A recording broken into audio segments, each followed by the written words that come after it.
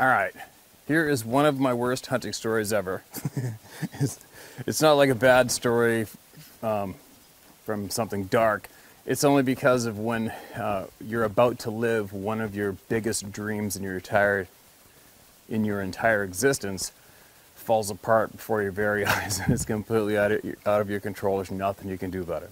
This goes back over 20 years ago, and it was my first year working for an outfit which was basically considered the best in the world at the time, one of the biggest stone sheep outfits in North America. And I got hired on. I was terrified, I was intimidated, and I was just terrified of not doing good. I was the first new full-time guy I'd hired on in 8 years. And it was a pretty close, tight-knit family.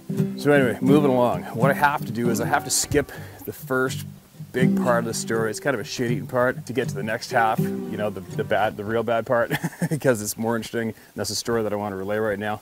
And maybe I can tell the other side of the story later, or maybe I'll try it now, I guess. I'll try to make it as quick as possible. So they hired me on, and they hired on a second guy as well. And if you took a look at this one guy, he claimed to be this he claimed to be an experienced sheep guide from the Yukon and all over the place. But meanwhile, he looked like a little frickin' Humpty Dumpty with rotten teeth, about 4 feet tall and 5 foot wide. He claimed to be a sheep guide. Something's not adding up here. Anyway, moving along, they sent both of us. The outfitter decided he was going to do a 2-on-1, so 2 guides and 1 hunter. To get this guy's ram, it was August 1st, it was opening. Sent us in as a horseback ride in these big mountains together. The second we get in there, the little prick starts telling me that I'm not supposed to be guiding. He said, "Oh no, the outfitter told me you're not guiding, you're supposed to stay in camp and cook." I'm like, what? Really? That sounds kind of odd. But anyway, I've been running crews forever in the trades before this. I know what it's like the importance of keeping your crew together and not having conflict, especially for the high-paying guest. So I'm like, whatever. And the word he said was, "I'm supposed to be doing this hunt, and then you're taking the next hunter in here next hunt." And he had attitude for me. It's really weird. So anyway, make a long story short, that little bastard lied. He annihilated that hunt. He finally, halfway through that hunt, he came into camp, started calling me buddy, and begging me to come with him for the day because he's not finding anything. And it was this guy's from Spain, his Grand Slam ram. So we go up there, I found 14 rams. And one of them was an absolute fucking cranker, monster. This camp that we were in, particular drainage, the height of land around it, around the end of this drainage, goes into the next guide territory. So we've got a border wall there we can't cross over. And this cranker's laying way up there right on the border, just on our side. The idiot starts freaking out, saying, "This is gonna be the biggest ram I've ever guided." Have at her, buddy. Moving along as fast as I can. We went up there together the next day. That fat little pork chop and the elderly guy, hunter, weren't in that great a shape. They didn't want to start early. And I knew we had to start early because the thermals are going to start ripping up that mountain. There's only one way up to that ram. We had to get up to where he was going to bed before he got there, and they completely blew it, and they ended up shooting this dink, the tiniest ram I've ever been included on. This little teeny tiny 9-year-old ram didn't even make the bridge. I think it was 32 inches by like 13-inch base or something. It's just a sniveling ram. Moving along. So we get out, we ride out to the outfit. He did a bunch of screw up things. He cut the nose off the skull of the ram. He mispacked 2 of the horses, had a big wreck. We get into camp, we get back to the highway, and he was basically so far up the outfitter's ass the whole time. The outfitter was blind. He's tried to swing the outfitter against me, said everything was my fault. Bear with me, I'm getting through this as fast as I can. And so instead of me going back in that drainage to go kill that monster ram, I got sent with another experienced guide to be put on trial.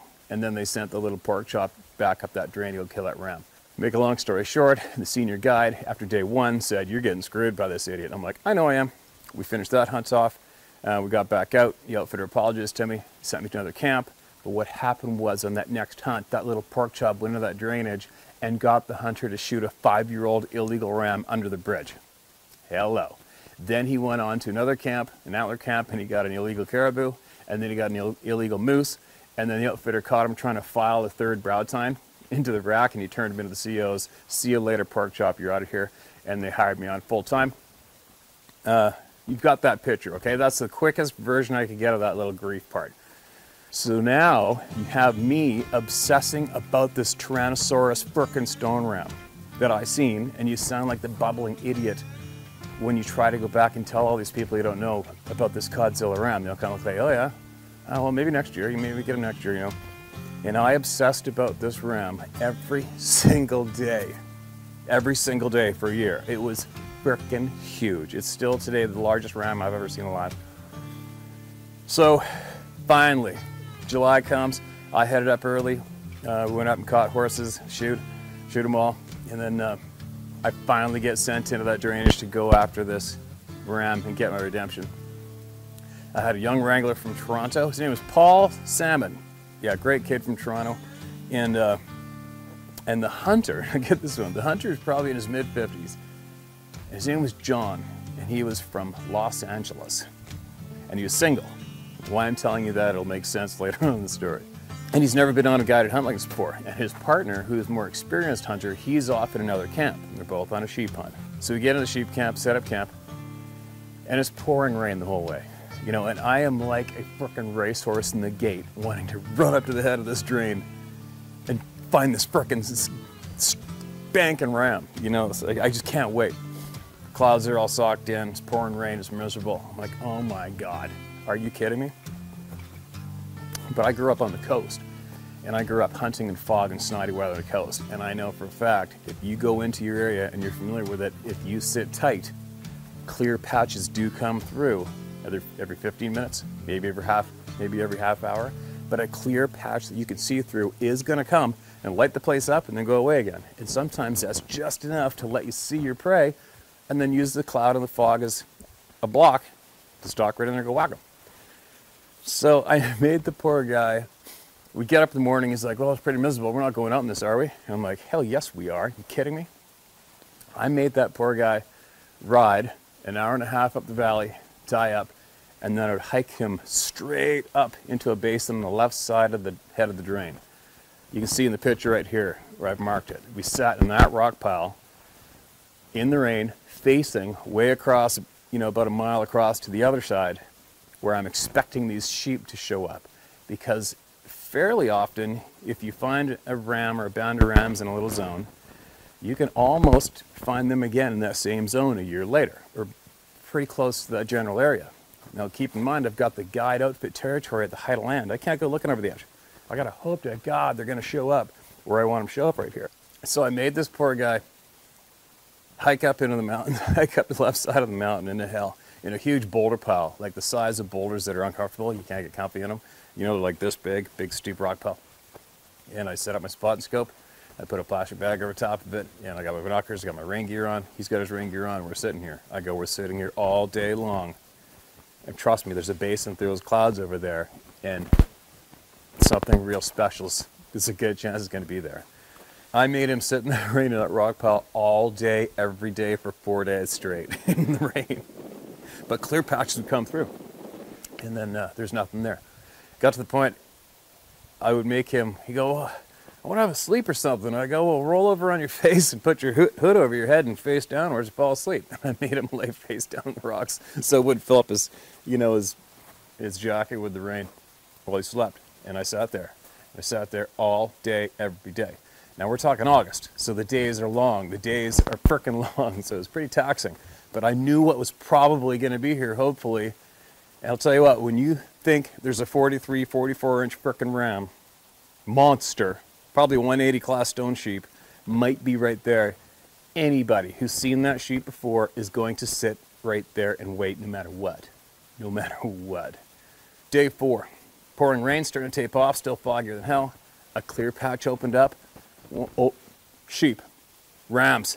And there was a band of 17 rams in the basin I was expecting to show up.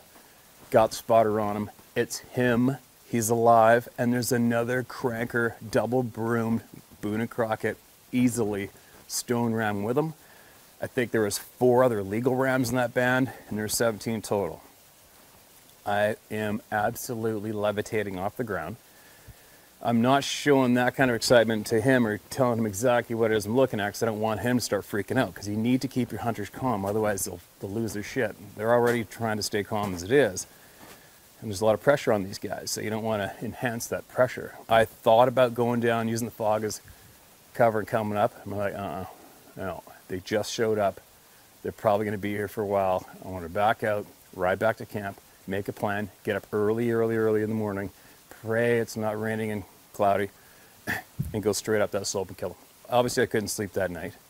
I woke up at 1 o'clock in the morning, and it was a full moon, not a stitch of cloud in the sky, like the gods had answered the prayers, not a stitch of cloud or fog, full moon, and the place was lit up like a frickin' baseball stadium. It was unbelievable. So I woke up the wrangler, said, hey, go get the horses. Like, what? What time is it? Just go get the horses now. Go get them.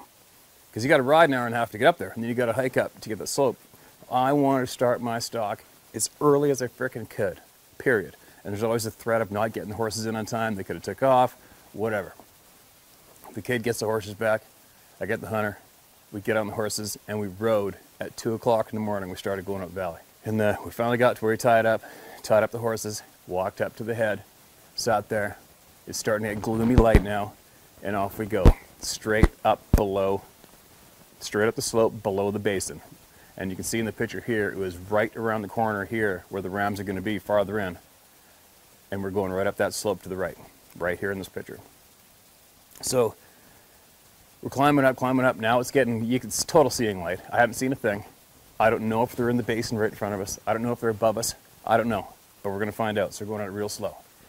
I get up as high as I can, and I'm looking around, and now you're getting to wide open slope where there's no cover. And you do not want to bust these sheep, because if you bust them, they're going up and over the height of land. They're gone. They only have one place to go, and that's up out of the guide outfit area. That's all they got to go if you bust them, if they bust you. I'm trying to figure out how I can get across this open slope, and I look down about 100 yards, and I just tell there's a cut drain coming through the face of this thing. So it's a round face with a drain ditch cut right down the middle of it, like perfect. And it was about this wide and about this deep. So I got back down a little bit, hiked down valley about, I think it was about 200 yards. We got in that drainage cut, and we start crawling up the drain, and the hunter's behind me. Crawling up, and we're just about to crest over to the first little plateau. I look up, and rams are jumping over the drainage ditch about 20 yards ahead of me. They haven't seen us, and I'm like, oh my God, do not move, do not move, do not move. I'm whispering back to them, do not move. The hunter's frozen, I'm frozen, and they're one by one, they're jumping across the ditch, and they're walking back to go into the basin again where I saw them the day before. So meanwhile, we had been messing around down this part of the slope, and they were right above us, wide open feeding right here. Neither one of us knew. They're only about 200 yards away from us. So now we've gone up that drainage ditch, we're out of sight. There's grass, there's a little bit of grass on the edge of the ditch. If anything, you can see me from the chin up, and that's about it. And they all went across. I thought. We're sitting there, my heart is freaking in my everything, but in my chest. Could you imagine? Imagine what this feels like? The biggest frickin' ram in years is right in front of me. I've been obsessing about him for a year. A year and 4 days. Whatever, 5 days. I've been obsessing about the sheep. And he's within 30 yards of me right now. Right now. He's 30 yards away from me. As soon as I jump over the ridge, I can't see them. They're just slowly walking. So I finally raise myself up like this, and I look over to the left, and I can't see any of the sheep. I look to my right, and there's a ram standing right there, about 15 yards away from me, looking at me like this. It's about a 9-year-old ram. I'm looking, I'm like, oh no. I looked away and I go, don't move, don't move. And I just looked away. And you've seen some of my other videos I explain, or in the hunting apps, I explain body language. And that is huge. Right away, I start going like this. I start scratching myself. That's a universal sign of content and calmness for every single wild animal. I start scratching myself. And I'm pretending to chew my cud. I'm looking away from him. My heart's racing, so I'm thinking he's gonna panic, take the band up and over, and they're gone. Like, this is a brutally intense moment. So I'm chewing my cud. I even at the point, I bit some brown grass, and I went, I pulled some brown grass out of the ground, and I over-exaggerated, started to chew like this, and he's looking at me, and the ram's looking at me like this, and he jumps over the ditch and kind of skips, like, runs a little bit and stops and looks back, and then I look the other way with the grass hanging out of my mouth, and I'm going like this, with this grass going like this, you know? He starts walking and walks away. Now, it might sound unbelievable, but think about it. All he's seeing is my head. That's it. Just my head. So that sheep, to him, I possibly look like a, you know, a freaking mangled marmot, you know, a complete genetically deformed marmot. So he's like, whatever. I mean, I don't look like any predator he's ever seen. I'm only the size of a, you know, volleyball. He starts walking away. I rise up. I look. He's completely out of sight because it goes gentle and drops down into that basin. I get my hunter, take the backpacks off. We belly crawl up to that edge. Oh, there's every single ram in front of us. We're laying down. They don't see us. The hunter's freaking. He's starting to freak out. He passes me his laser rangefinder. Here, laser it for me. Laser it. I'm like, dude, it's not even 100 yards. It's just a straight shot. You all right? Take it easy. He's like, no. And he had this wild, crazed look in his face. Like the hunter I was with previous, the past 4 days, he's gone. This other guy's here right now. I don't know who this guy is, but he's losing his shit. So all of a sudden he's pulling shells out of his pocket, and he gave me a hand. Here, hold on to these. Hold on to these. Hold on to these. Hold on to these. I'm like, what? He gives me his handful of shells. Then he lined up 3 or 4 on the moss beside him, and his gun was full. And I'm like, what are you doing? Calm down. You have to calm down here. Like, settle down. Just breathe normal. We got all day. We've got him. Just calm down. How far again? Laser it. I'm like, it's 107 yards. It's a 107 yards straight shot. Not downhill, not uphill. They're right there. Just a slight angle downhill. He lines up. The long one. Wait till he's broadside. And there's rams that are mingling in front of each other, back and forth. The big fat cracker is right there too. And then finally the big honkin' daddy, wide open broadside, big black ram. Boom! Missed it.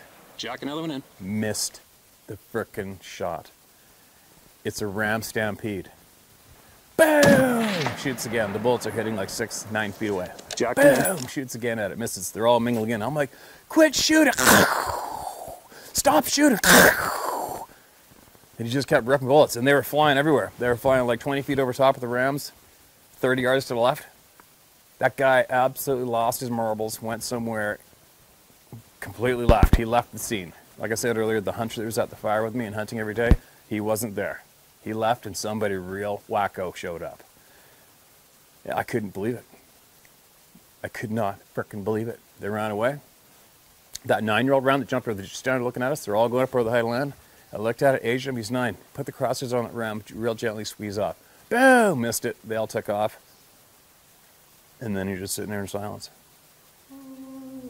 Just sitting there in dead silence. I looked at him, I looked away. And then the hunter starts crying. You know, whether it's emotional issues, I don't know. You know what? He is exhausted. He was absolutely exhausted. I ran up through hell. He wasn't in shape. The pressure was probably immense on himself. The pressure put on himself, obviously, was more than he could take. He was losing his shit. He started crying. I had a lump in my frickin' throat. I wanted to cry. I said, I'm going over here for a bit. And I just walked away. Went 100 yards away and just sat there. Hold my head like, oh my good God. This did not happen. This didn't happen. This did not happen. But it happened. So here's the funny part. So obviously he's beating himself up. Now we're on day 6 or 7. We're back in camp. And it's funny, you know, when you're fishing or when you're guiding fishing or hunting, or even when you have partners, when people quit, when they have enough and they've quit, you can't get them back. When you've lost somebody in their head, when they've succumbed to themselves and they've quit, I've never seen anybody come back after quitting between their ears. It's pretty, if you can do it, you're Tony Robbins times 50. If you could bring somebody back during that hunt, if they've quit between their ears, it's pretty possible. So I could tell he quit. We went up again the next day, didn't see a thing. Nothing. Went up the next day to the next drain to the left, up to the head, didn't see a thing. Maybe a few caribou, didn't see no sheep. And then each time we got back to camp, he'd be just beating himself up the fire. He'd be sitting there and watch the fire, and you're trying to keep everything upbeat and happy, and all of a sudden he'd be like, God damn it! Shit! Oh my God, I screwed up! You know, so one thing, especially people that have hunted and fished with me, you know the routine. When I get everybody on the boat or in camp, the first thing I do to everybody, okay, look, if you've done anything bad this year, you got to confess. Now spit it out. It's not going to leave the boat. It's not going to leave camp. Look where we are, in the middle of nowhere. Just spit it out, fess up, Tell us the bad shit you've done this year.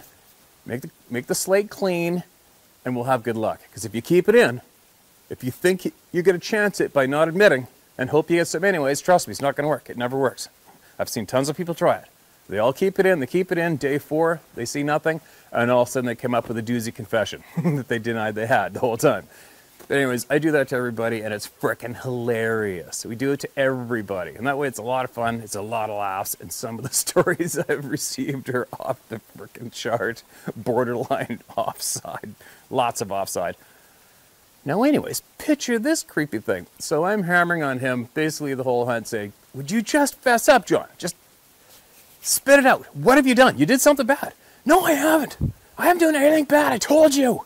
It's you guys. Like, nah, I just came back from a couple months guiding on the water and I went straight 100% success, so I'm clean slate. And I go, and whole Paul over here, he's so innocent, he makes Mother Teresa look like the devil. It ain't us. It's you. Just spit it out. The second you fess up to whatever you've done, we'll probably get that crank around the next day. He'll probably come right into camp. And that was my comedy theme for every night, trying to get this guy back, because he'd be blowing a gasket, swearing his face off, kicking sticks, miserable, you know, and I just keep throwing the comedy out there and trying to keep the atmosphere upbeat, try to keep him happy and laugh and try to. And all of a sudden, I guess like day 9, maybe, or in camp, same thing. I mean, we've destroyed this place. I don't think the 12 rounds coming out of that 300 Weatherby didn't do things too good there. But so it's like day 9 we're at camp, and he does it again. Shit, I screwed up. God damn it. And he's snapping. And I'm sitting there, Joe, would you just fess up and tell us what you did? And you know what? He goes like this. And I'm not kidding. He was dead serious. He goes, ah, shit, all right. I did something bad. God damn it. And I can't tell you what I fucking did. Shit. Me and the Wrangler are looking at each other like, holy shit, dude. Okay, mid-50s, single dude from Los Angeles, where there's a bunch of weird people. He's in the middle of northern BC in the Rocky Mountains, in the middle of a drain. We don't even know his last name. 2 little redneck Canadians, and he can't tell us what he did. And he was upset about it. And then, of course, that leaves your imagination to run wild. It's like, okay, creepy, how long have you had the kidnapped person locked up in the drawer under your bed again? Because you better go let him out. You know, we're just coming up with all these stupid one-liners of what he must have done. And you know what? He never fessed up to what he did, and he never got an animal, and he went home with nothing. Go figure. But anyway, that is one of my personal worst memories of my guided career. Good God. And then thank God, the outfitter's son-in-law saw that ram late at the end of the season. He went up there to go hunt with his dad, and they saw the ram. Thank you. You know, it says thank you that somebody else saw it. Because you know when you're fishing or hunting and you see Godzilla, and you're all by yourself, and then you got to go babble like an idiot to your partners and tell them how big this thing was. You know, 9 out of 10 people always go, oh yeah, wow, that's pretty cool. You know? And you forever sound like a babbling doorknob. But at least, thank God, somebody else with credibility got to see the same ram, so they knew I wasn't bullshitting. But yeah, there you go. We never got the ram. Nobody ever killed that ram. Nobody ever saw that ram ever again. His curls are probably powder by now, or next to it, somewhere in a secret hidey hole in the Rocky Mountains. And that guy, John in Los Angeles, he's still kicking himself today, unless he's in prison. Hunt stories.